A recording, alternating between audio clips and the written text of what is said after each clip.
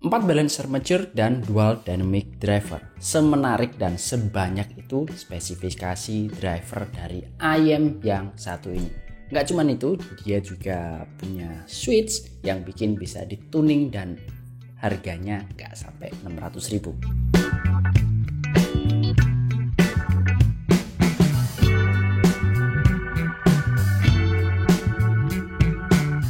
Setelah sebelumnya bahas CCA Polaris yang suaranya bagus dan berkelas, di kesempatan kali ini lagi-lagi saya nyobain IAM dari CCA yang cukup wow suaranya.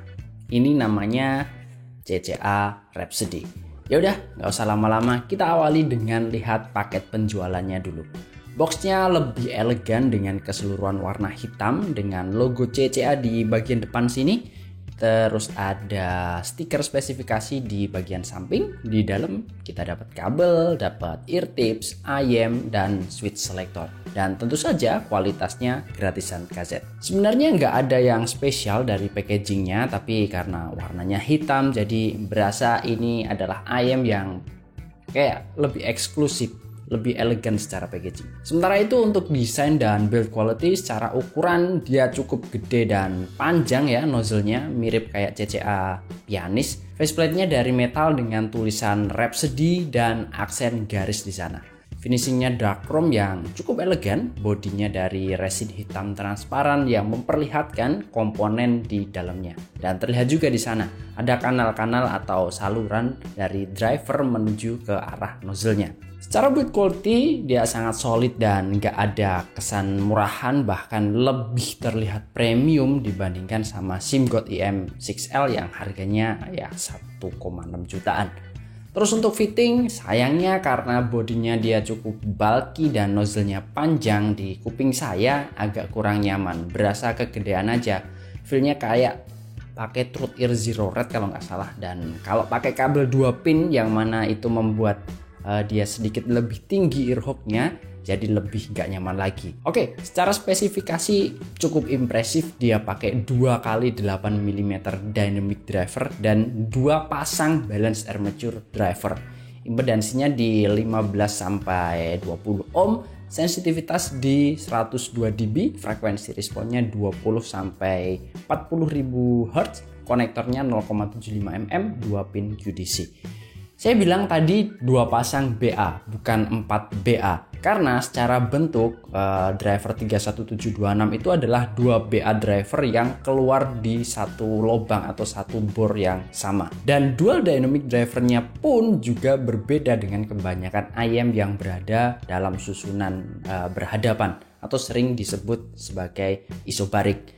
Di Rhapsody ini dia dual driver tapi dijejerin kayak kanan sama kirinya gini. Oke, sebelum ke suara kita kenalan dulu sama switch-nya. Rhapsody punya 4 switch yang berfungsi untuk ngatur suaranya. Switch 1, 2 itu untuk ngurusin frekuensi bawah atau bassnya. Sedangkan switch 3 dan 4 untuk mid to treble. Dan menurut kuping saya ini efeknya nggak stacking. Jadi switch 1 sama 2 on, suaranya kayak switch 2 aja.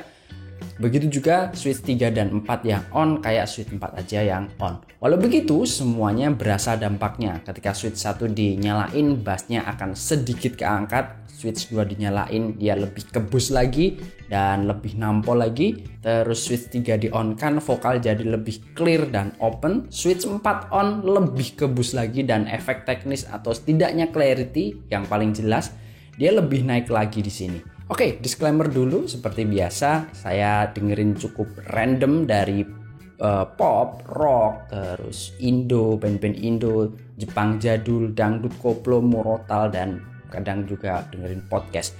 Dan yang akan saya sampaikan ini bisa banget berbeda dengan teman-teman reviewer di luar sana.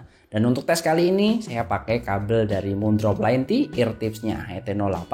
Saya colok ke Vio K13 di port balance-nya, musiknya dari Apple Music. Dan untuk konfigurasi switch-nya yang akan saya pakai untuk tes kali ini adalah switch 2 dan switch 4 aja yang saya nyalakan. Oke, pertama kita bahas bassnya dulu. Dia punya bass yang impact atau gebukannya itu cukup padat, solid dan rapi. Terus kontrolnya bagus banget, belum nemu ada bleber ke area mid. speednya dia cukup gesit. Kalaupun kurang gesit, sebenarnya teman-teman bisa pakai switch 1 aja yang on dan switch 2-nya di off kan. Kita masih bisa dengerin tek tek tek teknya kick drum yang cepat, bukan bass yang gemuk dan tergolong cukup imbang ya, baik sub bass maupun mid bass-nya. Ekstensinya juga bagus sampai ke ujung. Kalau dibandingkan sama Castor bass, gimana? Secara impact buat saya Castor lebih nampol midnya, dia lebih gemuk. Buat musik-musik dangdut lebih nampol di Castor. Tapi secara kualitas dan kerapian CCA Rhapsody lebih baik dibandingkan sama Castor. Berikutnya untuk mid, bisa dibilang midnya cukup nice, vokal cewek dan cowok secara bobot juga pas. Buat saya hampir ke arah tebel ya bobotnya, presentasinya cukup smooth, terasa cukup punya ruang. Kalau aja dia lebih lepas dikit, ini akan enak banget. Untuk sibilance dan shouty sejauh saya nyoba sangat-sangat aman dari kedua penyakit itu. Untuk instrumen, tone-nya berasa natural dengan bobot yang cukup pas. Oke, berikutnya untuk high. Buat saya pribadi ini bukan high yang smooth, tapi masih dalam batas aman dan jauh dari kata nusuk dan agresif. Sensasi cering dan crashnya simbal terasa mantep dan bisa ngasih sensasi terang. Untuk sensasi airy sayangnya kurang berasa di Rhapsody. Ada tapi nggak bisa ke-notice dengan mudah. Dan yang menurut saya cukup bikin wow adalah presentasi high-nya buat lagu-lagu metal. Contoh konkretnya di lagunya Dragon Force yang judulnya Operation Ground and Pound. Itu di menit 2:40 ke belakang banyak banget pinch harmonic gitar yang gak terlalu ke-notice kalau pakai IM lain. Tapi di sini kedengeran jelas banget. Dan di menit 4 sampai menit 5, 4:50-an ke atas itu suara hi-hat, cymbal dan crash maupun ride-nya dipukul di ujung, di tengah dan arah kanan kirinya itu jelas banget. Terus untuk drivability atau gampangnya adalah kemudahan untuk di drive. Ini IM enteng di drive, colok ke handphone juga udah oke suaranya. Tapi akan lebih bagus kalau setidaknya teman-teman pakai DAC modelan JA3 atau JM6 Pro dari J. Kelly. Secara teknis buat saya cukup bagus, soundstage berasa kanan kirinya walau nggak yang impresif megah gitu ya. Atas bawah, depan belakang juga masih oke. Masih bisa lah untuk bedain arah suara instrumen itu dari mana. Buat saya kurang asik buat dengerin dangdut. Kenapa dangdut dan koplo buat saya pribadi butuh soundstage yang cukup luas atau bisa dibilang harus punya soundstage yang monster. Karena otak saya udah kebiasaan dengerin di kondangan dan di ruang terbuka. Jadi mindsetnya harus kedengeran lega dan lebar. Ya itu selera dan subjektivitas pribadi aja sih. Untuk separasi antar instrumen dan layering juga bagus banget di sini. Cukup bisa dianalisa untuk misahin suara instrumennya. Detail jangan ditanya ya. Udah bagus banget di sini.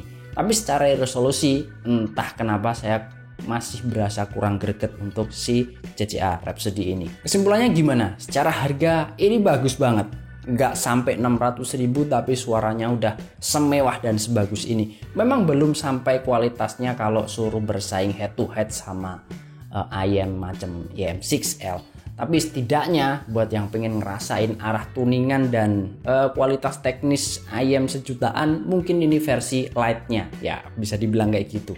Sayangnya saya nggak bisa compare sama Truth Ear Zero Red karena udah nggak bisa atau nggak pegang lagi barangnya. Tapi overall suaranya bagus.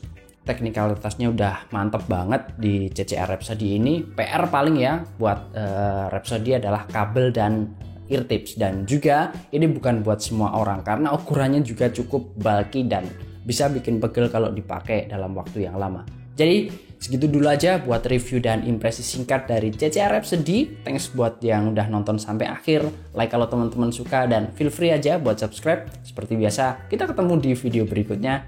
Bye-bye. Assalamualaikum.